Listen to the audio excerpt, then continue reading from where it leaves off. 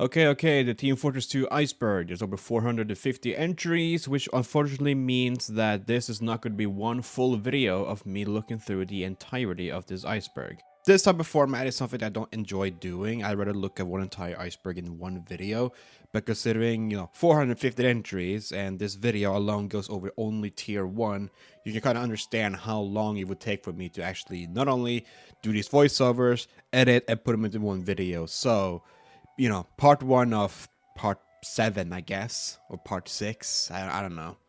But before we get into the iceberg itself, I should probably clarify some stuff. I made this image back in October of last year. That means that since then, there have been a few things that have popped up and should be on a TF2 iceberg that unfortunately is not, including the massive data leak that happened a few months ago, as well as a series of TF2 movies that were cancelled and now have become more or less lost in media.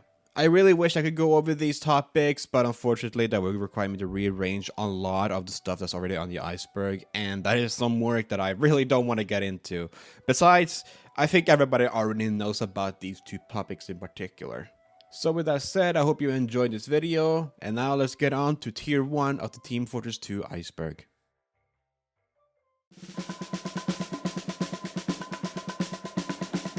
The 9 classes. The most important part of any game is to have memorable characters, and with TF2 that is no exception. First off, we have the Scout, the fastest playable class in the game by default, who also possesses the ability to double jump. Up next we have the Soldier, a class who fires rockets and takes the word Screaming Eagle a bit too literally, just like any old American. Third we have the Pyro, who is without a doubt the most mysterious class of the game. Is it a man? Is it a female? Is it even a human? Well, one thing is for sure, and that is the Pyro really loves spewing flames. Next we have everyone's favorite one-eyed drunken Scotsman, the Demo Man.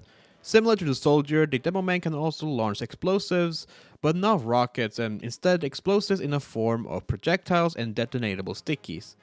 Next up is everyone's favorite Russian, the Heavy. Bearing a minigun he has lovingly named Sasha, a sandwich to keep him well fed during the battles, and his manly fists to punch any giant babies, there is a reason for why Heavy is considered the poster child for TF2. 6. We have the actual smartest class in the game, the Engineer.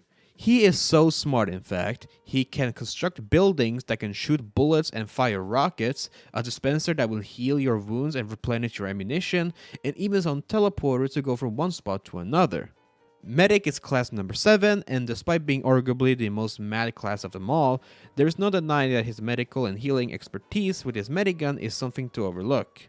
Sniper is number 8, and just like any other sniper, he bears his signature long-scoped rifle to assist his teammates from a distance.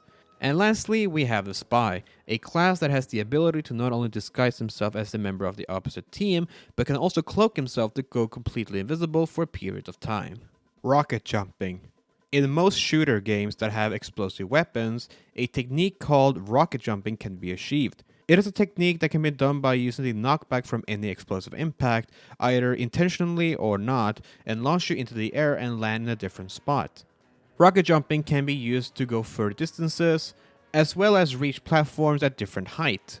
The rocket jump technique was first popularized in the 1996 first-person shooter Quake. Of course, in Team Fortress 2, rocket jumping is very much achievable with the Soldier class. Other classes such as the Demo Man, the Engineer, and to an extent the Medic can also utilize a type of rocket jumping in their own way, but for the most part the Soldier is much more easier to learn. Now, unlike the fact that rocket jumping in Quake was a complete accidental feature, rocket jumping in TF2 was very much intentional, as there are a wide selection of weapons that can help and even reward you for rocket jumping. The rocket jumper is a primary weapon for the Soldier that, although dealing no damage to you or the enemy team, is mainly used for rocket jumping, and a Market Gardener melee weapon will reward you with critical hits on enemies when you're in the midst of a rocket jump. Learning rocket jumping can be a task, but fortunately there are maps out there specifically for people who want to learn or improve their rocket jumping skills. Achievement items. With TF2 having a bunch of items, a couple of them can be unlocked by simply playing the game and unlocking a certain number of achievements. For each class, there are these milestone achievements that you can earn by, again, completing a certain number of achievements, with each class requiring a differing number of unlocked achievements. Whenever you get a milestone achievement, you can also unlock a weapon for that class. Now, unlike the different items you can find as drops, achievement items cannot be traded, and if they are used in a crafting recipe, that crafted item will become untradeable. There are, of course, other non-class specific achievements you can earn by different means that will also give you other items. Some of them includes the ghostly gibbous, which is unlocked by dominating a player wearing the gibbous. The haunted metal scrap, which is unlocked by hitting a killing blow on the horseless headless horseman with a melee weapon, and the power-up canteen, which is unlocked by completing all waves successfully in a game of Mammoth Machine. Team Fortress Classic. Team Fortress Classic is a first-person shooter developed by Valve and released in April of 1999. Taking inspiration from the Team Fortress mod for Quake, the game pits two teams against each other, with each player on both teams having the choices of picking between 9 different classes with varying skills. The game modes from the game includes Capture the Flag, Control Point, and Escort, a game mode that wasn't carried over to Team Fortress 2, but worked like this. For the Escort game mode, the players are split into 3 teams. A single VIP, the VIP's bodyguards, and a group of assassins. The goal is for the bodyguards to successfully escort the VIP to a specific point on the map, while the assassin's objective is to kill the VIP before he and the bodyguards can reach their designated area. The game also features the original 9 classes, all of whom basically play the exact same way as they do in Team Fortress 2, though there are slight differences with some of them. Some example includes the Pyro carrying a incendiary rocket launcher and some napalm grenades, the Scout carrying some caltrips and concussion grenades while also using a nail gun, and the Spy using a tranquilizer gun that when used on an enemy, they move slower for a short time. With the game being over 2 decades old and the much more superior TF2 being free to play, not a whole lot of people play this game anymore, and some have probably never played it at all. Gabe Newell. Gabe Newell is a co-founder and the current president of Valve, a video game company that both he and Mike Carrigan founded in 1996. Not too long after creating Valve, both Gabe and Mike started development on the company's first game, Half-Life, which would later be released in 1998. In 2000, Harrington would leave Valve, making Gabe now the sole owner of the company. With Gabe having successfully co-founded Valve, the game company would for the next several years be responsible for developing and publishing a wide variety of popular games such as Counter-Strike, Dota, Portal, and of course Team Fortress 2. A bonus fact, according to the in-game developer commentary provided by Gabe himself, his favorite class is apparently the Spy. Taunts. Taunts are these animations that one can trigger by pressing the G button on their keyboard to do a taunt. All the classes have their own personalized taunts, dependent on what weapon you're holding before pressing the taunt button. These taunts expertly shows off the different personalities of the 9 classes, but the main purpose of taunts existing in not only TF2 but other video games as well, is for you to gloat by getting a kill on someone, winning a match, or to literally taunt the other team. While taunts are mostly an action that can only consist of a few seconds of animations that you can't cancel, being equipped with certain taunts can provide some bonuses, such as with the medic, where taunting while holding your Killstreak secondary weapon while hurt can give you a small boost of health, same with the heavy if he has a sandwich equipped. However, weapons such as the Engineer's PDA, the Sniper's Jarate, and the Spy's Sapper do not provide any sort of taunts, as holding these weapons and pressing the taunt button will do literally nothing. Meet the classes. As a way to promote the upcoming release of Team Fortress 2, Valve put together 9, technically 10, different videos showing off the personalities and to show how exactly the classes work respectively. This all started with the Meet the Heavy video, which starred Gary Schwartz, the main voice for the Heavy, reading off a script that was apparently almost word for word what Valve had used to cast Gary in the first place. Due to the popularity of that video and the high praises left by fans and viewers, Valve announced that they would be making a Meet the Class video for each class. After Meet the Heavy, 6 additional Meet the Class videos were uploaded going into 2008. However, with the latest release of Meet the Sniper in June 2008, fans would have to wait almost a full year with Meet the Spy. And upon viewing it, we understand why. The previous Meet the videos didn't exactly have a lot of high production value to them, with these videos' time length being usually between 1 minute to maybe 1.5 minutes long. Meet the Spy, along with Meet the Medic and Pyro, had much more time and money put into them. Also, with the release of Meet the Medic in June 2011, TF2 will officially become free to play forever. 1 year and 4 days after Meet the Medic, the last Meet the Class video was uploaded featuring the Pyro. TF2's economy. Similar to other games like CSGO and Dota, TF2 has its own economy. Ever since the introduction of trading back in 2011, people have used this method to incorporate a form of a market, with items such as crafting metals, keys, and Earbuds being the most common form of currency. While the game's economy did take a few years to reach where it is at right now, with keys once being worth around a couple of metals to now being worth around 70 to 80 refined metals alone, it has over the years proven itself to be very sustainable. Though you can pay with in-game items for something in return, websites like Marketplace.tf and Mann Co.store makes it possible to pay for specific items with real-life currency. Of course, there's also the Steam Community Market, where you can also buy stuff for Team Fortress 2, though unlike the websites I mentioned, this market is actually hosted by Valve themselves, with Valve taking about 5% tax per transactions. It is also through TF2's economy that a handful of different special items have gotten very high values and almost equally as much demand. This includes things like the Golden Pan, Burning Team Captain, and a plentiful of unusual miscs. Map stamps. Map stamps were added in the Australian Christmas update back in December of 2010 as a way for players to support map creators through the Mann Co store. The money spent towards purchasing any map stamp goes directly to the creator or creators of said map, and the top donators would have their names shown in the loading screen of said map.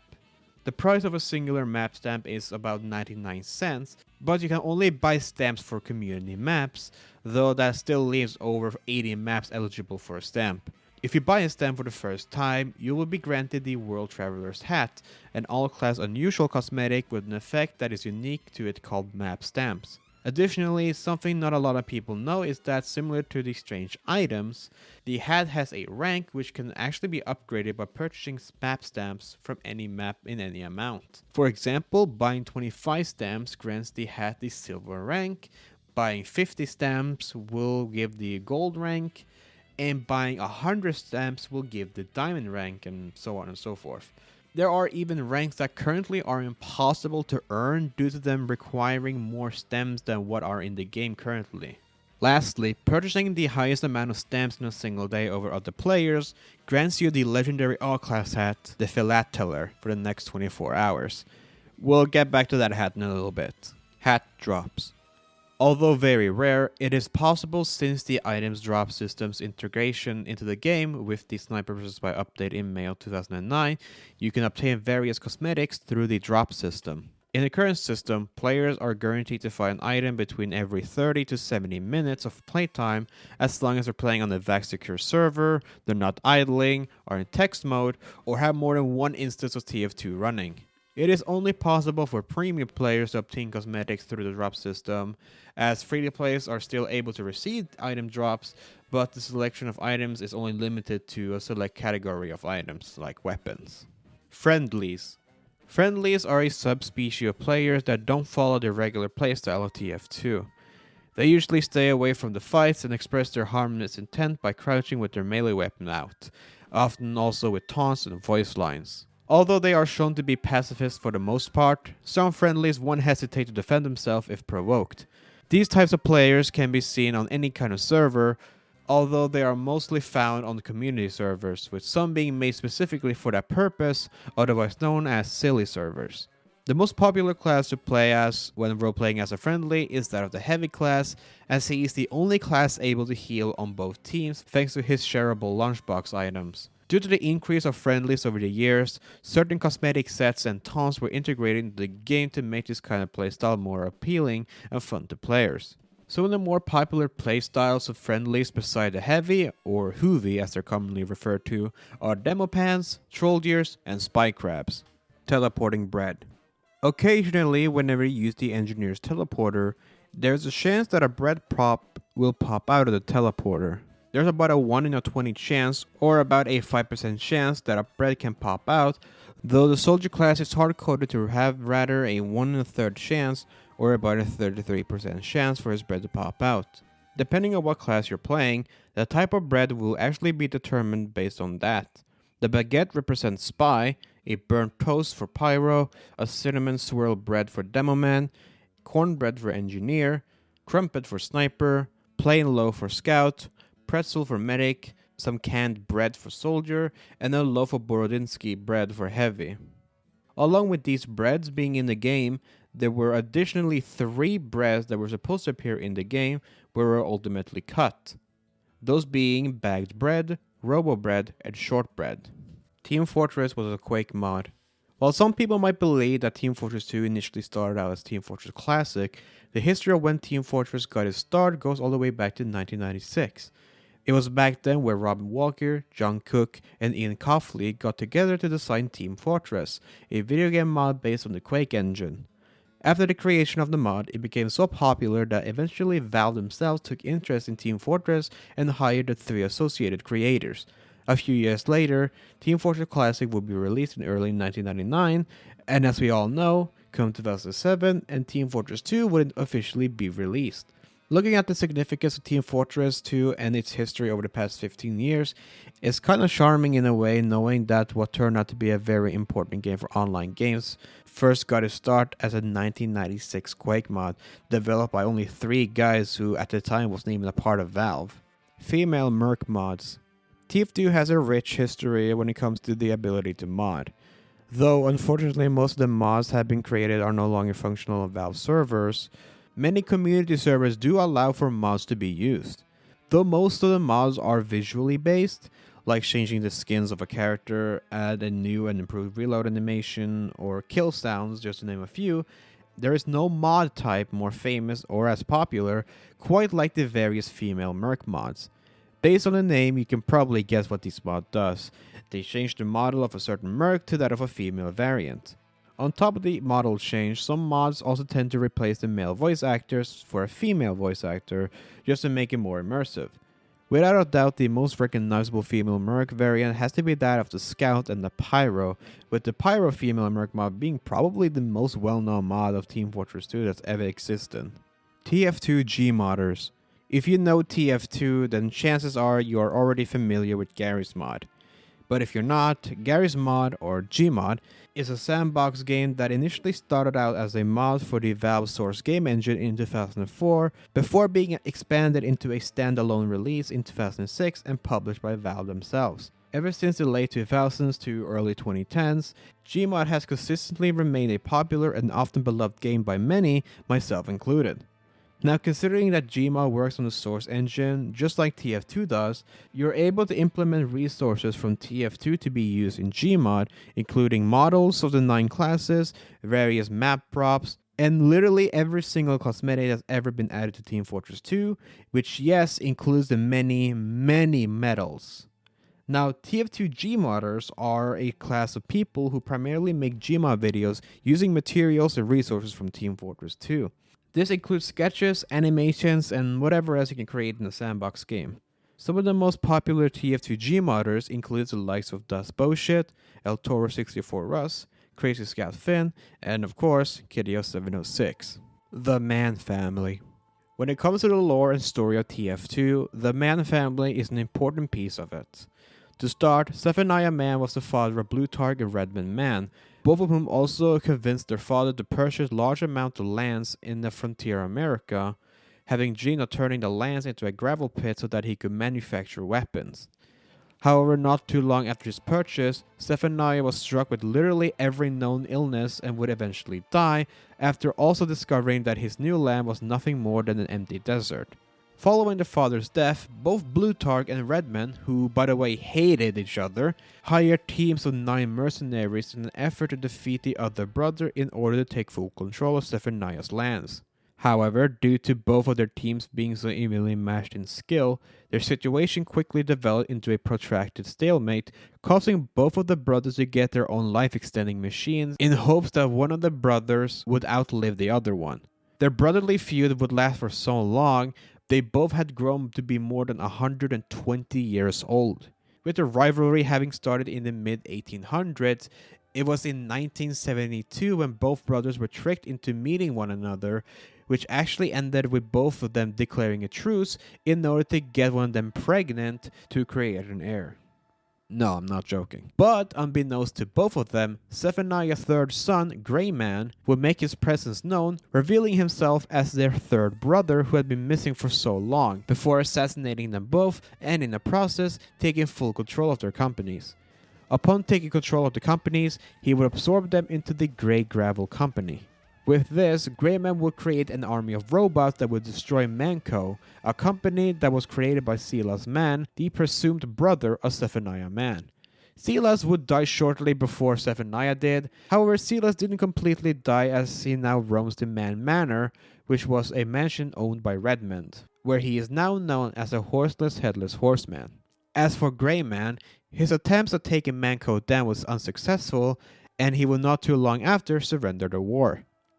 However, Grey Man would use the Mann Co challenge policy, which states that the CEO of any company could legally seize control of Mann Co if they were to beat the CEO in an unarmed combat. The CEO of Mann Co at the time, Saxton Hale, would accept the challenge. However, it wasn't Grey Man he was pitted to fight against. Rather, it was Grey Man's daughter Olivia. Due to his unwillingness to fight a child, Saxton would concede, giving up control of the company to Olivia. About 6 months after this, Grey Man's life-extending machine would start to go low on the Australian fuel, causing him to hire the Team Fortress Classic Mercs and hunt down the administrator, as that is who Grey Man believes stole Saxton's safe of Australium.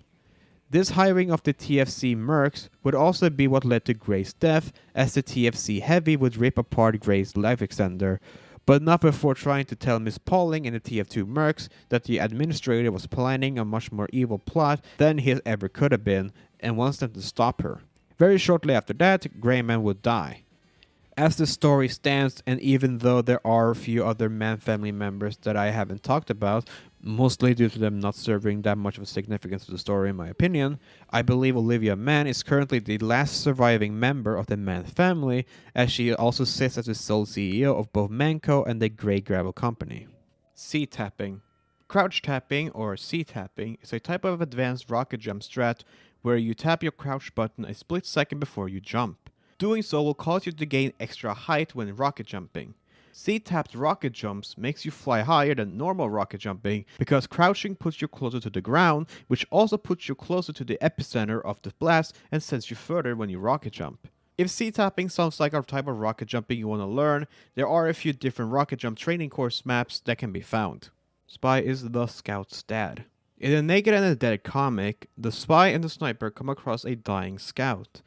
Knowing that the scout don't have much time left, the spy decides to disguise himself as Tom Jones in order to confess to the scout that 27 years prior, he dropped a quote-unquote sex bomb on the scout's mother, and either before Scout was born or a short time after he was, Spy would then run away. Though over the years it was popular to theorize that Spy was Scout's dad, through various in-game voice lines and a dig in the Meet the Spy video, it wasn't until this comic where the rumor was made official. Earbuds. Earbuds were a promotional cosmetic item made available for all the classes. They are a stylized version of the white earbuds, a real-life product by Apple. When worn in-game, white musical notes are on occasion seen playing from them, though they don't give up actual sound. Earbuds were gifted to those who launched Team Fortress 2 using a Mac OS operating system between the dates of June 10th and June 14th of 2010, though the offer would soon be extended until August 16th of 2010. According to Backpack.tf, a little under 68,000 earbuds exist in the game, with 7 of them being in vintage quality, the rest existing in unique, though only one of these unique earbuds contains the non-craftable status. At one point, earbuds were also a popular form of currency within the Team Fortress 2 economy, though the prices of said earbuds had dwindled a large amount over the years, now sitting at around 5.7 keys at the time of the script writing. Crafting metals. In Team Fortress 2, metals are an important part of crafting. They are featured in quite a lot of crafting blueprints for weapons, hats, and the power-up canteen. Metals come in 3 different stages. Scrap metal can be crafted by putting 2 weapons wielded from the same classes. Unlike the other craft metals, scrap metal are very limited to what you can actually make with them. Some blueprints for weapons that require at least 1 scrap metal includes the Fan of War, the Escape Plan, and the Kunai. If you acquire 3 scrap metals, you can craft those 3 together and obtain 1 reclaimed metal. Unlike the scrap metal, a majority of the weapon blueprints require at least 1 reclaimed metal. If you put 3 reclaimed metals into a crafting window, you will acquire the 3rd and final crafting metal, that being the refined metal. Out of all the 3 crafting metals, refined metal is often the most beloved one, as it can be used to not only craft hats, but also some special items, such as the Horseless Headless Horseman's head taker and a haunted headgear. On top of that, all of those metals are also a pretty common form of currency when it comes to trading in Team Fortress 2, with around 70 to 80 refined metal being the price of a key. The Orange Box. The Orange Box was a video game compilation originally released by Valve in 2007 for PC, Xbox 360, and PlayStation 3. The game, being more of a compilation of other games on one disc, includes 5 different games, those being Half-Life 2 along with the episodes, Portal, and of course Team Fortress 2. Upon release, the Orange Box received critical acclaim, though the PS3 port of the game was criticized for having a few different technical problems that for some reason wasn't seen on the other ports. It was also through the Orange Box where Team Fortress 2 would make its first appearance to the public, as the Orange Box was released on October 10th of 2007, the exact same day as Team Fortress 2. Bill's Hat. The Bill's Hat was a promotional all-class cosmetic that people would have received if they pre-ordered Left 4 Dead before November 17th of 2009. The hat is obviously based on a similar hat worn by one of the Left 4 Dead survivors, Bill Overbeck. Out of all the promotional cosmetics to have been added to the game, besides maybe the Earbuds, this is one of the most popular and recognized cosmetics in the entire game. Training Mode. TF2 does have its own training mode. As the name suggests, training mode is there to help players learn the basics for some of the different classes in the game, as well as gameplay mechanics. When you click on the training mode button, you will be presented with 2 options, basic training and offline practice. Clicking basic training will bring up this screen showing the 4 available training courses for soldier, demoman, engineer, and spy. The soldier training course will learn you the basics of movement, crouch, and jump, on top of you learning how to use the rocket launcher, the shotgun, and the shovel in combat. After completing the soldier target training, you will then be put into a training game of Dust Bowl. Upon completing that, you will then unlock the Demoman training course, and similar to the soldier training course, the Demoman course will learn you how to use his grenade launcher, sticky bomb launcher, and the bottle, with a similar structure happening in the spy and engineer courses, teaching you how both of their classes works, such as the spy's disguise kit and zapper, and the engineer's construction and deconstruction PDAs. However, unlike the soldier course, you do not get transported to Dust Bowl upon completing their target practice. The second form of training is the offline practice. Clicking it will bring up a menu featuring 3 of the selectable game modes, Control Point, King of the Hill, and Payload. After clicking one of these game modes, you will then choose from a selection of maps alongside the difficulty and number of AI bots you want to add to your session. You will be then transported to the selected map, and you will be able to play on and against a team of bots for as long as you'd like, with you being able to play any of the classes you like. Poker Night at the Inventory. Poker Night at the Inventory is a poker-based video game developed and published by Telltale Games in November of 2010. The game is a computer-based Texas Hold'em poker simulation between the player as an unseen silent participant and 4 other characters from different medias. Those are Tycho from the Penny Arcade webcomic, Max from the Salmon Max franchise, Strongbad from the Homestar Runner web series, and the Heavy from Team Fortress 2.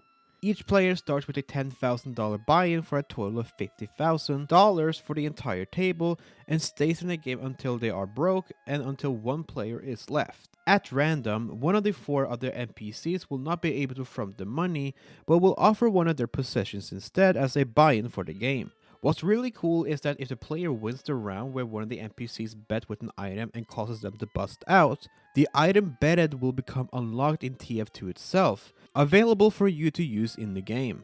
Those specific items are Tycho's Enthusiast's Timepiece a reskin of the Spy's invisible watch, Strong Bad's Dangeresque 2 cosmetic piece for the Demo Man, Max's Luger Morph and License to Maim, with the Luger Morph being a reskin of the stock pistol for Scout and Engineer, and the License of Maim being a all-class cosmetic in the form of a badge. And lastly, we have the Iron Curtain, a reskin of the stock minigun for the Heavy. If you also pre-ordered the game before November 22nd, 2010, you would have also earned the Dealer's Visor, a limited cosmetic hat for the Heavy. Unfortunately, on May 23rd, 2019, Poker Night at the inventory was taken off sale, now making these items unobtainable in a legitimate way. The Big Kill and Max's Severed Head. The Big Kill and Max's Severed Head were two pieces of promotional items that you could have received if you bought Sam and Max the Devil's Playhouse before April 26, 2010. The Big Kill is a reskin of the Spy's revolver, and Max's Severed Head is an all-class hat cosmetic that is literally the top half of Max's head.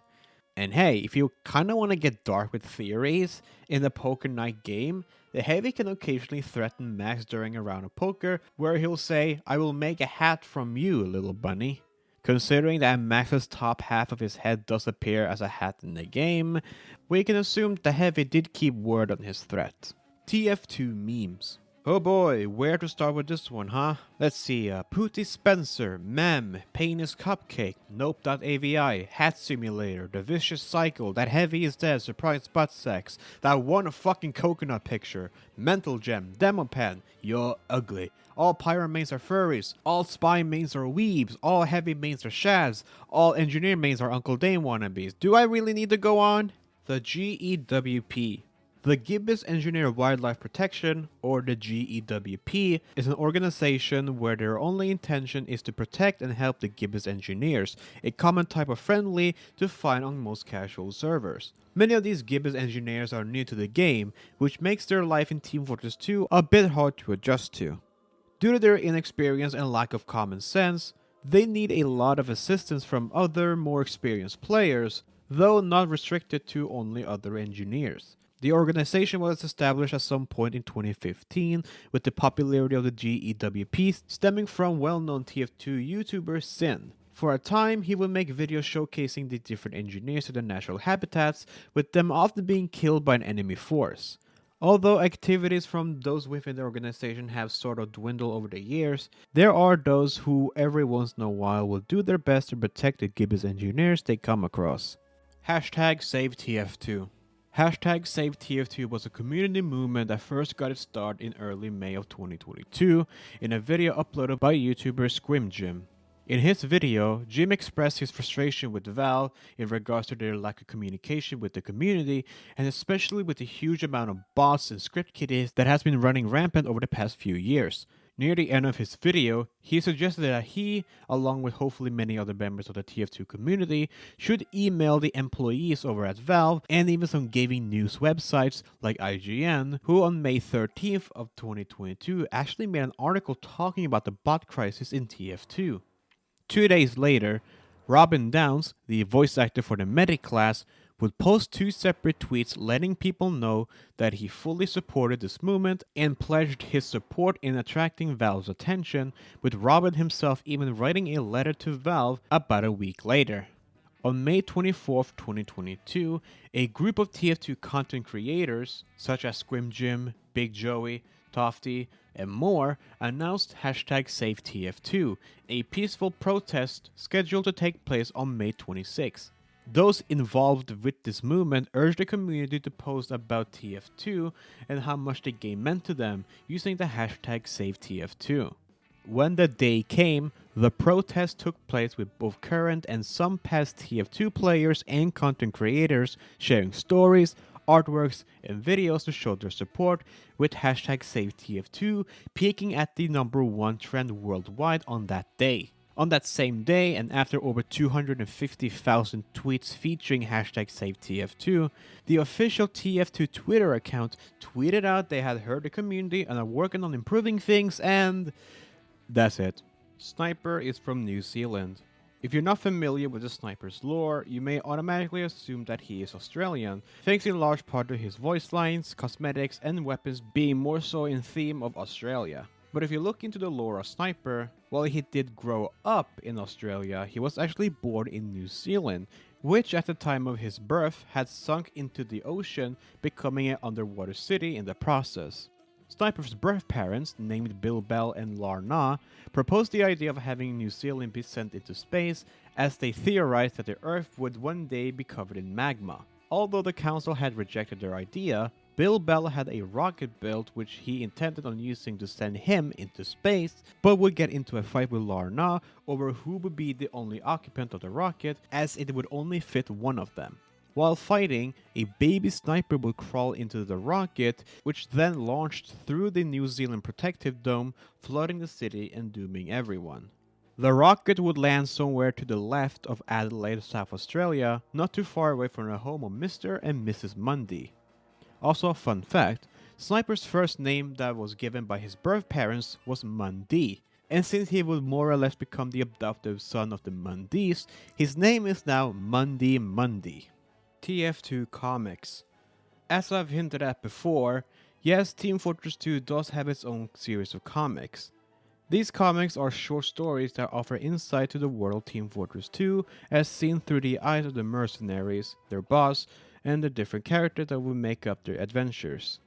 The story of Team Fortress 2 boasts a very loose continuity, though the comics serve to explain concepts such as the origins of a weapon, some events may conflict. The first 6 TF2 comics, released individually to promote major updates, also introduced popular non-playable characters, particularly the Administrator, Saxton Hale, Miss Pauling, and Merasmus. The comics that would follow expanded into promotion of the winter holiday and Halloween events, as well as the Robot War storylines of the Man vs. Machine mode. With the Ring of Fire comic, a certain segment of the comic stepped beyond the TF2 updates, beginning the Team Fortress comic series, a long-running series that expands on character stories and introduces the Team Fortress classic mercenaries as adversaries. That series is not particularly tied to any ongoing TF2 content or releases, but rather follows the characters through their search for the missing horse of Australia. Miss Pauling. Speaking of Miss Pauling, she is the loyal assistant to the Administrator. She performs a number of duties, including reporting unusual background checks, ordering and delivery of goods, opening communication channels, and murders. Some of her early appearances includes an early version of Miss Pauling as seen in the War Update comic, a more updated version of Miss Pauling in the Meet the Director comic, and possibly seen in the Meet the Medic video as she observes the medic from a distance. Her first major appearance in the TF2 universe came in the 2014 expiration date video, where she would have her first voiced role, being voiced by the known voice actor Ashley Birch. Following this, she would also become a much more important figure in the TF comic series, and would also be the main contractor for the TF2 game for the various campaigns over the years, like the Tough Break campaign and the Gunmetal campaign. Mann Co. Mann Co is a multinational division of the TF Industries with headquarters in the Badlands near Two Fort in Mexico. In the Badlands area alone, the company operates over 300 plants, office buildings, warehouses, and outlet malls. The company was originally incorporated in the United States as Mann & Sons Munitions Concern by the arms dealer Zephaniah Mann, who co-managed the firm with his brother Silas Mann. Upon his death in 1850, Zephaniah Mann bequeathed ownership of Mann Co to close friend and hunter Barnabas Hale. The company would then be owned and operated by 3 generations of Hales. The company is known for their weapons, munitions, and cosmetic lines. Mann Co products, at least those promoted to low-end markets, have a reputation for quality and safety issues. Products tend to break down, catch on fire, and even melt into people's skulls. Mann Co was also the subject of 2 Senate investigations, one in relation to the alleged part in the tragic destruction of American monkey nut Poopy Joe's capsule during takeoff. The other investigation was in relation to teaching boys aged 6 to 16, among other things, moral turpitude, arson, vandalism, hippie assault, tax fraud, car theft, gorilla slaughter, and the Heimlich maneuver, which at the time had just been invented and was still considered controversial. As mentioned earlier, the organization was eventually rebranded to Gray Man Co. by the new CEO, Gray Man. However, following Gray Man's death, his daughter Olivia became the predecessor of Mann Co. Poopy Joe. Speaking of Poopy Joe, he was the first American monkey knot who tragically died in the crash of his rockets moments after launch. As I just mentioned, it is believed that Mann Co had sabotaged the rocket for the price of $1 as a ploy to steal its Australian fuel source. Mann Co denies all responsibility for his death and actually created commemorative plates in remembrance of Poopy Joe and America's dream of conquering space.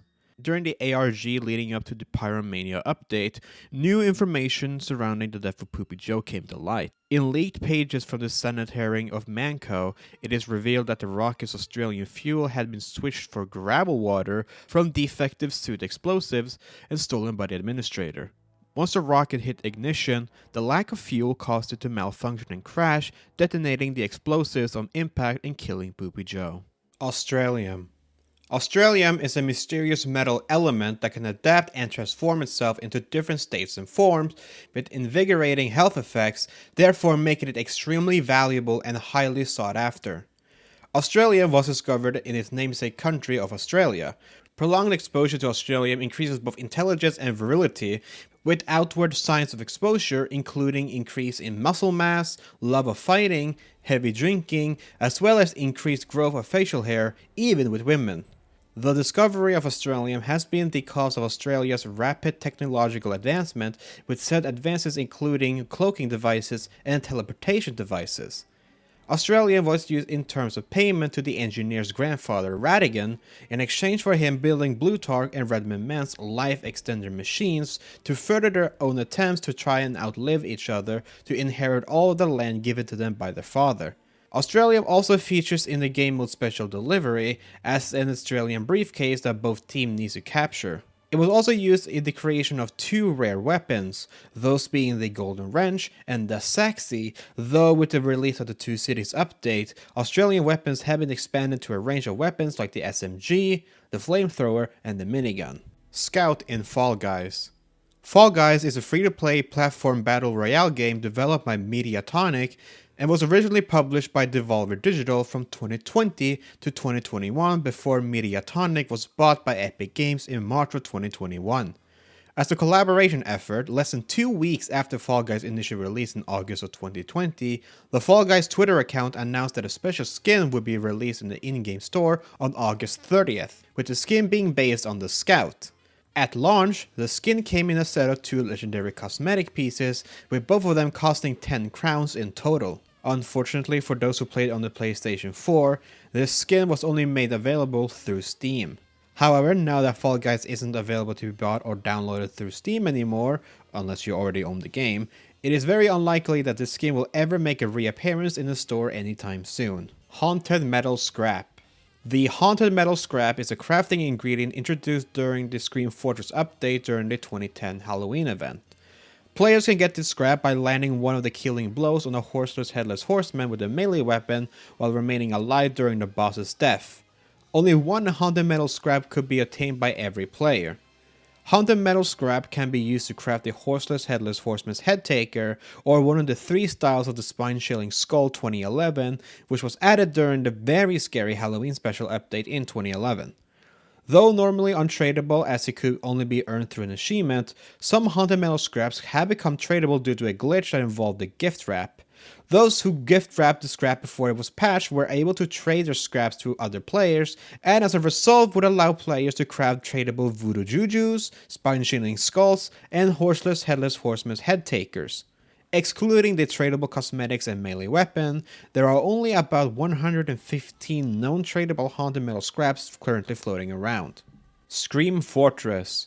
Scream Fortress is an annual Halloween-themed event that falls in October and lasts through the first week of November. During these times, new cosmetics, horror-themed maps, and contracts, or Mera missions as they're called, are added to the game for players to enjoy for a limited time. The very first Halloween event, titled Haunted Halloween Special, started on October 29, 2009 and lasted until November 9th, with the event adding 2 maps, those being Harvest and its event counterpart, and also 2 new cosmetics, the Ghastly Gibbous and the mildly disturbing Halloween mask, both of which are all class, though the Gibbous was only obtainable through a hidden page on the Haunted Halloween Special website that was only available to the first 10,319 people who clicked on it. It wasn't until the following year where the Scream Fortress name was first used, and will from then on be used in every Halloween event to follow. Just like the first event, the other Halloween events would look somewhat similar in the same sense of new maps, cosmetics, and mirror missions, though there would be new Halloween themed items added to the game every now and then, such as the antique Halloween goodie cauldron, the Halloween spells, and the soul gargoyle. Source Filmmaker. Source Filmmaker, or SFM for short, is a tool used to create most of the videos running the Source engine, such as the Meet the Classes, expiration date, and various teasers for upcoming updates. Source Filmmaker is a video capture and editing application that works from inside the Source engine.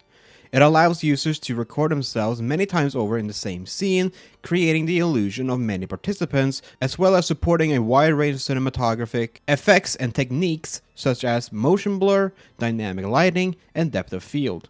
The tool was leaked in the original Team Fortress 2 Beta release, and following the discovery of the program's files, the community succeeded in creating a mostly stable version.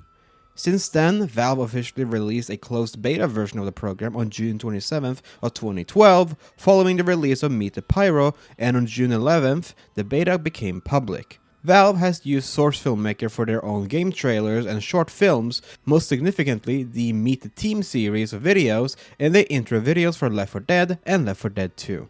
Item qualities. Quality is the property of items which is presented in-game by the color of the item's name, and in most cases by a title prefixed to that item's name. Normal quality, as represented by the color gray, is usually assigned to the stock weapons. These are the standard weapons that all players now start with and do not occupy any slots in the backpack.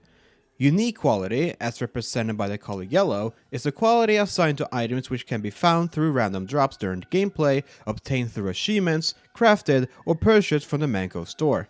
Vintage, represented by the color blue, is the quality used most commonly to design previously unique items obtained prior to the Mann Economy update, whence it was introduced. The intent was to increase their appeal in trading as well as offer a refresh to the economy, though just like every item quality in the game offers no real alteration to how an item works. Genuine quality, the green colored items, were originally introduced alongside the Rift promotion in 2011 as a way to allow items to be obtained through participation in a cross-game promotion, an in-game event, or by purchasing certain real-life items like the previously mentioned Spycrab. Strange quality items, orange colored, are available for most weapons, cosmetics, and more. Strange items track skills or other various events through the different strange part items. Haunted quality items, colored light greenish, are designed for the different Halloween themed items, though not all of them have a haunted variant.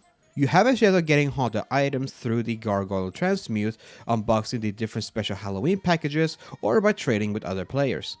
Haunted items can also be worn only on Halloween. Unusual quality, colored purple, is used on cosmetics, taunts, and weapons, with these items having special particle effects attached to them. There are over 500 cosmetics that can have over 200 different possible unusual effects, and over 80 taunts having the possibility of having one of almost 100 different effects. These unusual items, along with the next few qualities, are highly sought after, and thus their prices are very high. The collector's quality, colored red, are given to items obtained by completing the special chemistry sets, with these chem sets have been able to receive through the drop system. The quantity of collector's item will vary, as while there are a couple hundred collector's qualities for some items, others may only have one existing collector's variant. Decorated qualities, which comes in a few different colors, are assigned to weapons with special grade factors of design, varying levels of exterior wear, and possibly a strange counter and/or an unusual effect. Decorated weapons have what is essentially a cosmetic skin, with decorated quality weapons possessing a layer of paint applied in a pattern. And lastly, for now, we have both community and self-made quality items. Both colored light green, the community quality items are specifically granted by Valve to individuals who have made significant, valuable contributions to the Team Fortress 2 community or the game itself, while the self-made quality items are granted by Valve to the creators of content for Team Fortress 2 submitted via the Steam Workshop or the former contribution page on the TF2 official website. Both item qualities also come with the community sparkle effect. Now, that was all of the official item qualities, though there is one more we'll look into a little later on, so stay tuned for that. Man vs. Machine. MVM is a co-op game mode released in the Man vs. Machine update in 2012.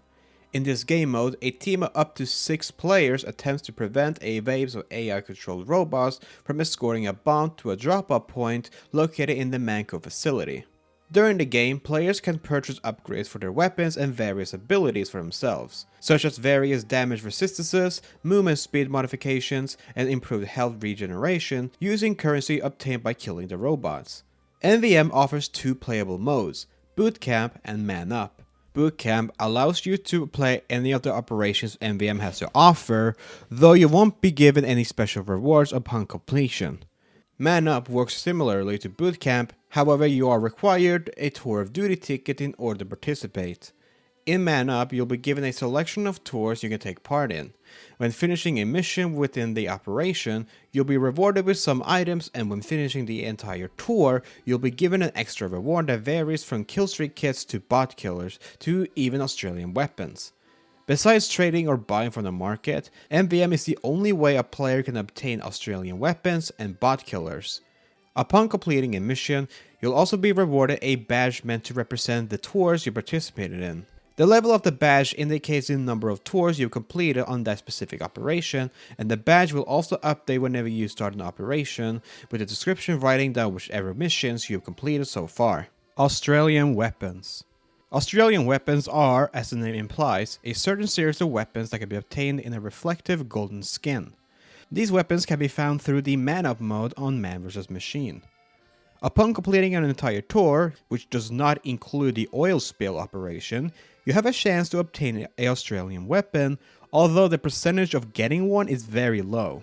Because of this, Australian weapons are usually valued highly, with the cheapest Australium, the Blutsauger, being sold on for around 7 to 8 keys, and the most expensive one, the Islander, being sold for around 65 keys. Currently, there are 19, technically 20 weapons in the game that can be found in Australian form. Although Australian Weapons were introduced to the game in 2013 alongside the 2 Cities update, there have been no new Australian weapons added to the game. Now, you might have heard me say that there are technically 20 Australian weapons in the game, and no, I am not talking about the Golden Wrench. This is where number 20 comes in. The Golden Frying Pan. On top of the Australian weapons you can get through Man vs. Machine, you also have a chance of obtaining the Golden Frying Pan. This weapon, clearly as the name implies, is a literal frying pan coated in gold paint. However, unlike you would with the other Australian weapons, and more similarly to the Golden Wrench and the Saxy, any person you kill with the pan turns into a golden statue.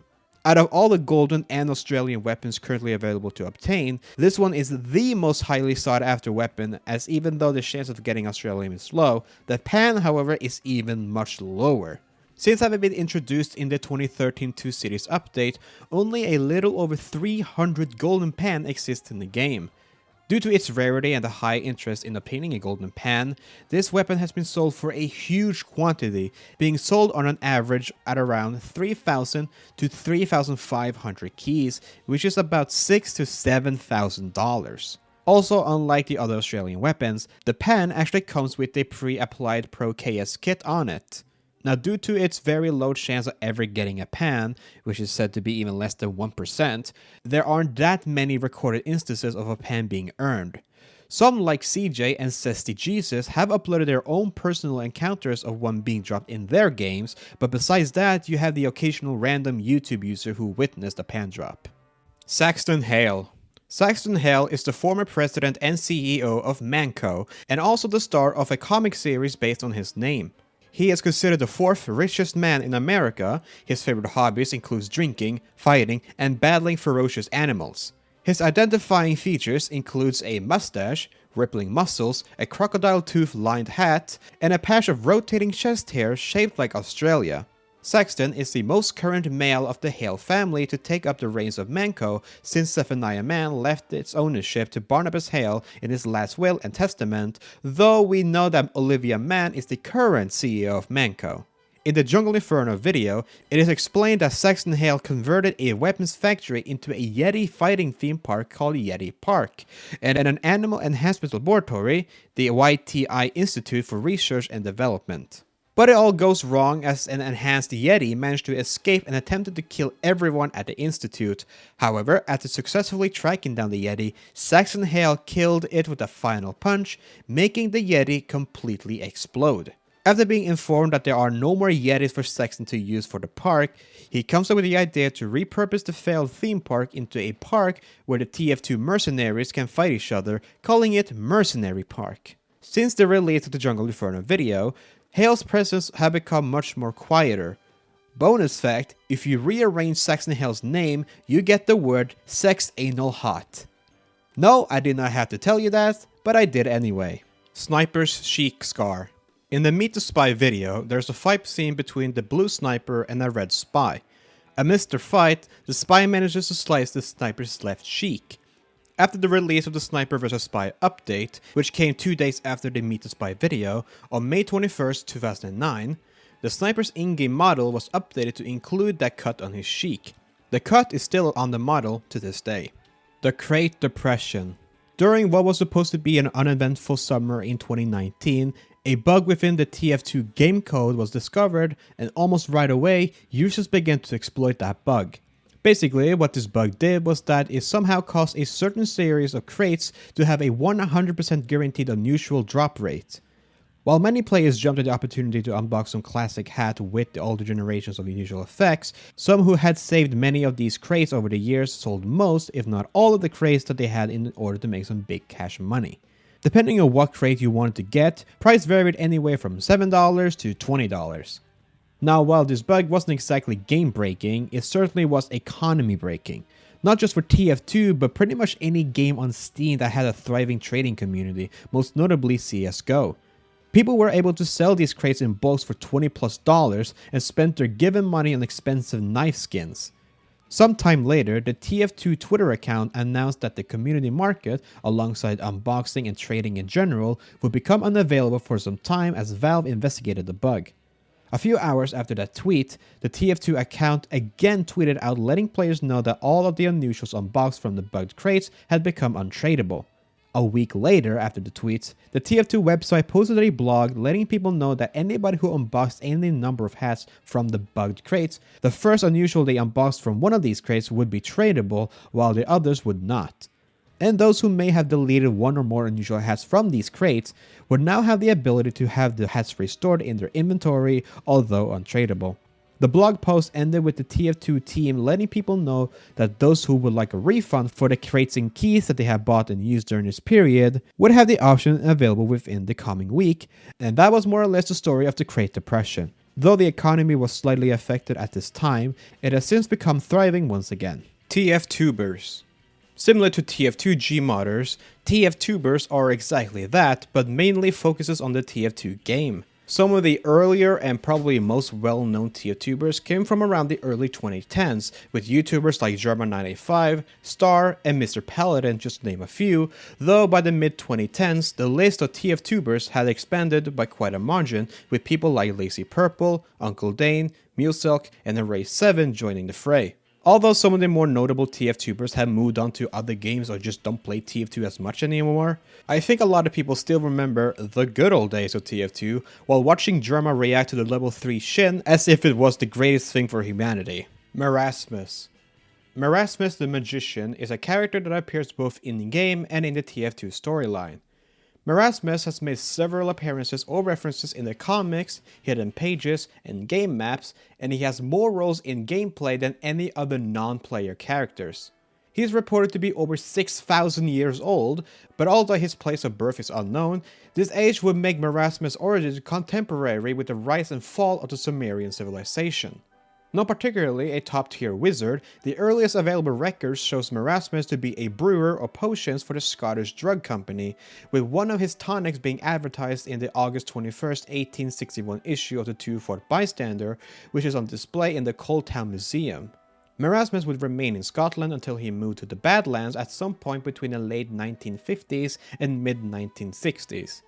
As shown in the Abominomicon comic, A 7-year-old Red Demo Man would be hired by Merasmus since he found Merasmus' castle looking for work. Though specifically told not to interact with a certain book, the Demo Man did so anyway and lost his eye when the Abominomicon haunted it, forcing Merasmus to remove it. Years later, Merasmus' friendship with the Red Soldier was revealed as they were roommates, and Merasmus summoned Monoculus the Haunted Eye for the Red Team to fight. Later on, Merasmus would kick the soldier out of his castle due to him being a nuisance, though he would later find out that the soldier had not only thrashed his home, but had also evicted him. Because of this, Merasmus took on a ghostly form and attacked the soldier and his team. After that, Merasmus would move away from the Badlands and became roommates with Tom Jones, but unlucky for Merasmus, he would be framed for Tom Jones' murder after he was killed by the Red Soldier. After serving his time in prison, Merasmus would borrow over $12,000 from the Japanese mafia to construct a carnival, though he forgot to construct it over an ancient burial ground, so he instead invites the mercenaries to collect tickets for entry to the world's largest strongman machine. Though at the same time, the mercenaries constantly kill each other, causing that to create an impromptu burial ground, thereby allowing Merasmus to summon Bonzo, the evil circus god of Sumeria. This was the inspiration for the Carnival of Carnage map. Sometime later, Merasmus would run into troubles again, but this time without any help from the soldier. This time, it was the Russian mafia who he owed money to, and he needed the mercenaries' help to fill a gargoyle with souls. Though some of the classes were annoyed at this, they decided to accept his challenge once again. It is from this where the soul gargoyle item in-game came from. After the 2015 Scream Fortress event, Merasmus' appearances in the comics and storylines would become practically non-existent. And with the storyline having not expanded since 2017, it is doubtful that Merasmus will ever appear anytime soon. Decal Tool. The Decal Tool is a single-use tool item that allows you to apply a custom texture onto items that allow it. Purchasing any item that the Decal Tool can be used for from the Mann Co store will also give players one free Decal Tool. While using the tool, the player will be guided through the steps to get their image onto the item, with the currently accepted image types being .bmp, .jpeg, .png, .tga, and .vtf. However, it is recommended that the image you use fits inside a 128 by 128 square, but unfortunately with the removal of the painterly effect shortly after the tool was added to the game, you can no longer create full color decals and are instead limited to a maximum of 5 or so colors. As of right now, there are 4 items in the game that the Decal Tool can be used on. The Flare, Photo Badge, and Clan Pride Cosmetics, and the Conscientious Objector Weapon. Halloween restricted items. Though technically known as holiday restricted items, there are items that can only be used or visible during a specific time of the year. Obviously, Halloween restricted items can only be worn during a full moon event, which usually starts around October and lasts until the first week of November as well. During this time, a whole bunch of cosmetics that would otherwise be not visible can be seen, with many of these cosmetics being part of some sort of set to complete an actual Halloween costume. All of the Halloween restricted items are identified with this symbol of the Horseman's pumpkin head in the corner of the item's inspection. Although it is possible to wear Halloween restricted items outside of Halloween time, it is not that common for Full Moon to be enabled on Valve servers, so whenever Horseman's head appears with a red circle and a line, that means Full Moon is not active. TF2 Beta. The TF2 Beta was a separate open beta branch of the game that was open to all premium players and was released on December 2nd, 2010 and removed on June 7, 2013. The beta was utilized for purposes including testing and tuning of various classes and weapons, testing map changes and their variants, running higher level game-wide experiments, and testing new technologies without the risk of breaking the main game. New players received any weapons that were currently undergoing testing, certain promotional items that their Steam accounts was entitled to, and occasionally other items that may have been given out for testing. Random drops and crafting were enabled, however trading and the Mann Co store were not available. Before this beta, Valve also hosted a first public beta testing of the game that players who pre-ordered the game in 2007 were able to try out. In 2009, Valve would also have its first and only beta of TF2, which included testing of experimental weapons and features, though this closed beta was only tested by top-level comp players at the time. Dueling. The Dueling minigame is an action item that was added in the 2010 Mann Family update and allows the player to challenge another player to a duel, with each Dueling minigame having 5 duel charges in total. If both players accept, the duel will begin, though declining the duel will not consume the item or its charges. Those who challenge another player to a duel may be able to pick a specific class that both players would have to duel with, or have no restrictions at all. At the end of the in-game round, whoever has the most duel points wins. Kills and assists against the opponent, including finished off credit kills, are worth 1 point each. Alternatively, if one of the duelists leaves the server or changes teams, their opponent wins, regardless of whenever or not they change back or reconnect or even had more points than their opponent. But the duel can also be cancelled if one of the duelists is kicked or forced into the other team through the automatic team balancing system, or through the map changing. After your first duel, win or loss, you'll receive the Bronze Dueling badge. With every 10th victory, you'll receive a bonus Dueling minigame item, as well as your badge going up 1 level.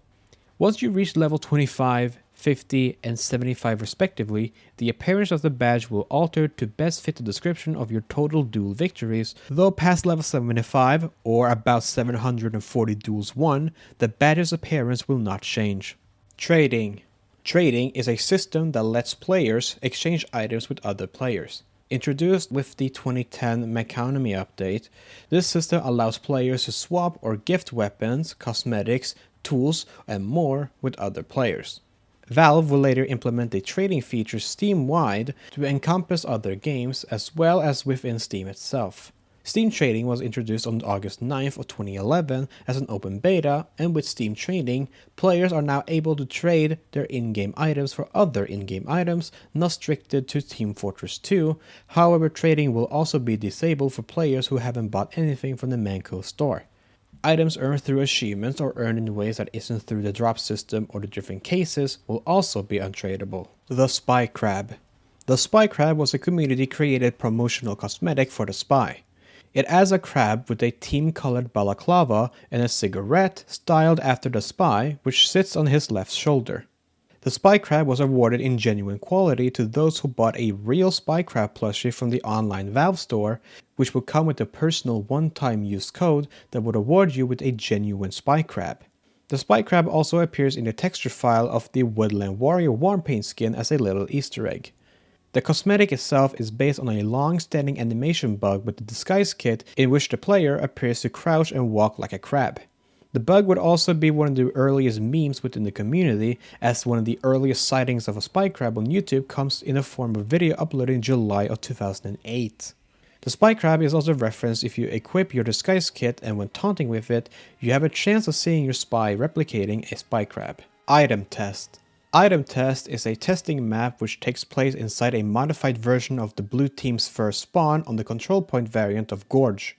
The map allows modelers to easily test their creations in a controlled environment, with the option to save and load multiple configuration setups quickly, while also allowing normal players to test out cosmetic items, paints, and particle effects. The map itself is extremely small and kinda claustrophobic, with it containing a resupply locker in the top center section of the map and a small walkway that bends halfway through the top left hand side of the map. Itemtest is also a console command that, as I kinda hinted at, brings up a menu where you can test out the different cosmetics, weapons, particle effects, and paints that the game has to offer. This command only works if the server has SV sheets set to 1. Killstreak Kits. Killstreak Kits are these item attachments that you can get through trading, buying on the market, or by playing the Two Cities operation in Man vs. Machine, where 2 of these Killstreak Kits are obtained by completing a Fabricator kit. Most weapons in Team Fortress 2 can have a Killstreak Kit attached to them, and what they do is keep count on your kills in a single life. There are 3 types of Killstreak Kits. The Killstreak Kit, often called the Basic Killstreak Kit, adds a HUD kill counter in addition with the ability to display your killstreak in the kill feed for everyone to see, indicated by a number and a small arrow next to the kill icon. The Specialized Killstreak Kit, in addition to the kill counter, applies a colored sheen to your weapon. As your killstreak increases, the sheen intensifies at 5 kills. The last Killstreak Kit is the Professional Killstreak Kit, which, in addition to a kill counter and a colored sheen, it also causes the weapon to add a particle effect to the user's eyes, While the weapon is active and the player has a streak of at least 5, the eye effect becomes more visible, similar to the Eyelander, with the effect becoming more intense when the streak passes 10 kills. Red and Blue.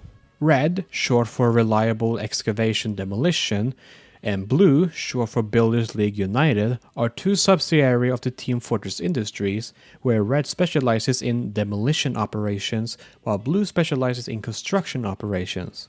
They were both founded by Redman and Blutarch Man, respectively, so you probably already guessed both Red and Blue are more so bases of operation, where you can find computer racks, satellites, rockets, and missile installations. Because of the Mann brothers' rivalry, both operations share an equally intense rivalry, with nearly all encounters between the two quickly escalating into brutal and often fatal violence. Both Red and Blue would continue to have conflicts for well over a century until the death of both Redman and Blutarch in 1971.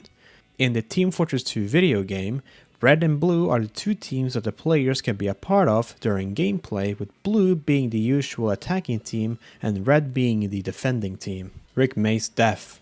Rick May was a Canadian-American voice actor, theatrical performer, director, and teacher who has lent his voice to one of the 9 classes in Team Fortress 2, that of course being the Soldier. On April 8, 2020, Rick May sadly passed away at the age of 79 due to complications in relation to the COVID-19 virus. May's death came as a sudden shock to everyone within the Team Fortress 2 community, with many people coming together and memorializing Rick May.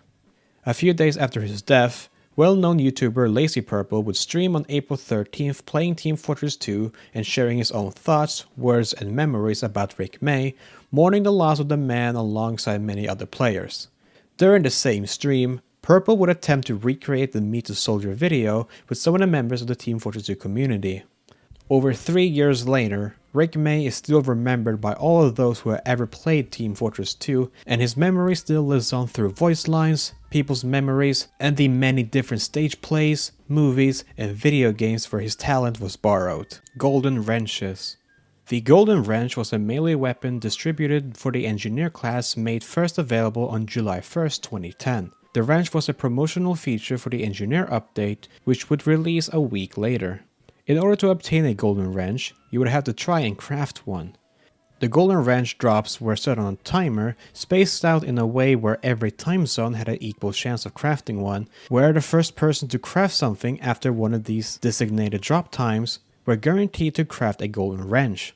But the catch with these Golden Wrenches is that it was originally only limited to the first 100 Golden Wrench crafts.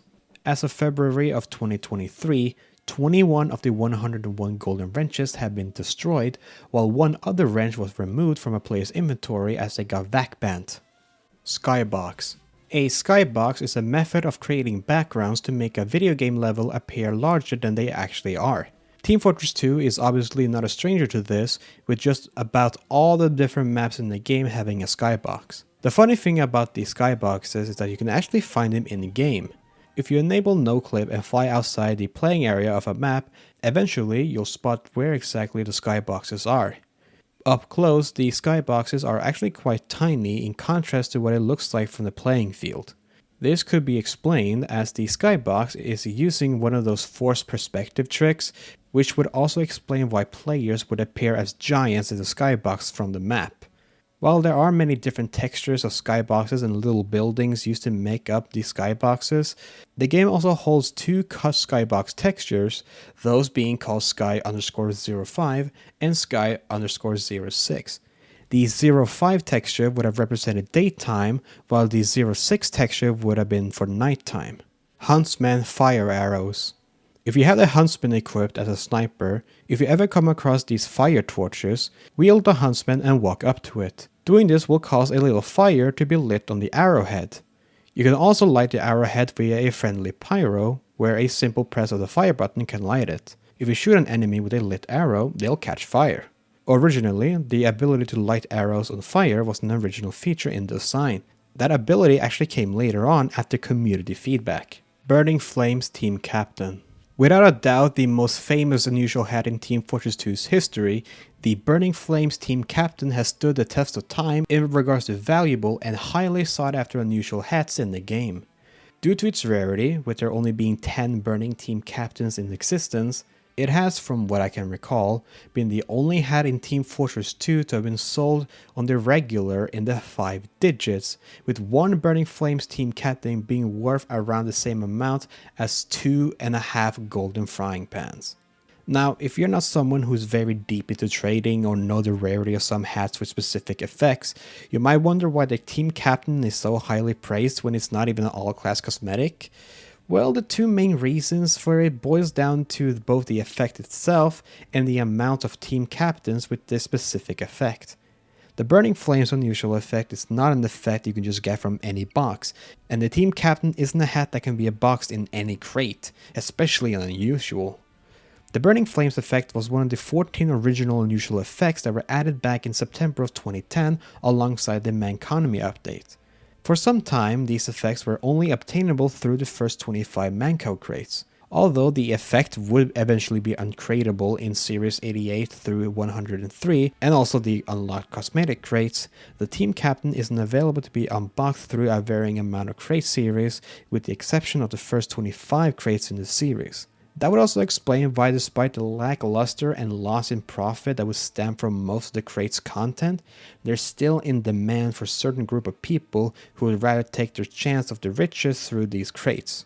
While other Burning Flames unusual hats have come and gone through the limelight, such as the Killer exclusive, only the team captain has truly reigned supreme over the rest.